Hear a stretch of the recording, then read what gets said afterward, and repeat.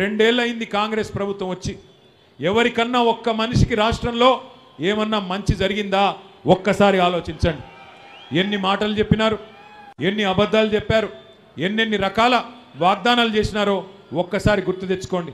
హతేలీ మే జన్నత్ దిఖాకే, అరిచేతిలో స్వర్గం చూపెట్టి అందరికీ అడ్డగోలు హామీలు ఇచ్చి, ముఖ్యంగా గ్రామీణ ప్రాంతాల్లో ఉండే రైతాంగాన్ని, గ్రామీణ ప్రాంతంలో ఉండే మరి అక్కడ ఉండే పెద్దలని మోసం చేసి కళ్ళబొల్లి కబుర్లు చెప్పి 420 హామీలు ఇచ్చి ఇవాళ అధికారంలోకి వచ్చింది కాంగ్రెస్.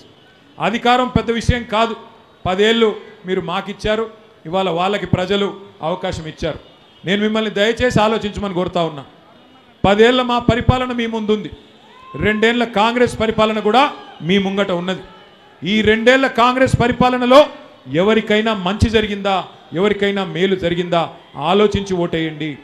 కాంగ్రెస్ పార్టీకి ఓటేయడానికి ఒక్క కారణం ఉందా దయచేసి ఆలోచన చేయండి. ఒక్కటంటే ఒక్క కారణం ఉందా? ఎన్ని మాటలు చెప్పినారు. పెద్ద మనుషులకి కేసీఆర్ గారు 2000 పెన్షన్ ఇస్తే మేము 4000 పెన్షన్ ఇస్తామని చెప్పినారు.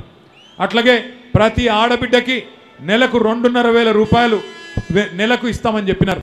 ఒక్క ఆడబిడ్డకైనా మరి అది కూడా 100 రోజుల్లో ఇస్తామని చెప్పినారు. ఒక్క ఆడబిడ్డకైనా నెలకు 2500 అందిందా? ఎవరికన్నా వచ్చిందా 2500? ఎవరికన్నా 4000 పెన్షన్ వచ్చిందా? తులం బంగారం ఇస్తామన్నారు, ఇచ్చినారా? తులం బంగారం వచ్చిందా? ఎవరికైనా గట్టిగా చెప్పాలా? ఆడపిల్లలకు స్కూటీలు ఇస్తామన్నారు, ఇచ్చినారా?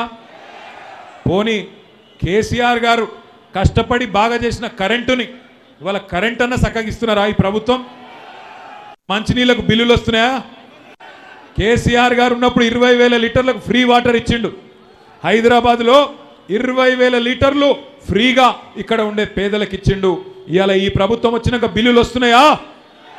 వస్తున్నాయా లేవా? ఇవాళ కేసీఆర్ ఫ్రీగా ఇచ్చిన నీళ్లు కూడా ఇచ్చే తెలివి లేదు, ఇచ్చే ముఖం లేదు వీళ్ళకి. కరెంట్ ఇచ్చే తెలివి లేదు, నీళ్ళు ఇచ్చే తెలివి లేదు, పేదలకి పథకాలు ఇచ్చే తెలివి లేదు, కనీసం కేసీఆర్ గారు ఇచ్చిన పథకాలు కొనసాగించే తెలివి కూడా లేదు. కేసీఆర్ గారు ఎన్నడూ పేరు మీద, మతం పేరు మీద రాజకీయం చేయలేదు. పేదవాళ్ళు ఏ కులంలో ఉన్నా, ఏ మతంలో ఉన్నా మంచి చేయాలని ఆలోచన చేసినారు. ఒకసారి గుర్తు తెచ్చుకోండి. బతుకమ్మకు కేసీఆర్ గారు ఉన్నప్పుడు చీరలు వస్తుండేనా? ఒక్కసారి చీరలు వస్తున్నాయి అన్నటోళ్ళు చేయలేవట్టాలి. బతుకమ్మ కేసీఆర్ ఉన్నప్పుడు చీరలు వచ్చినాయా? ఇలా కాంగ్రెస్ వచ్చినాక చీరలు వస్తున్నాయా? కేసీఆర్ గారు ఉన్నప్పుడు రంజాన్ తోఫా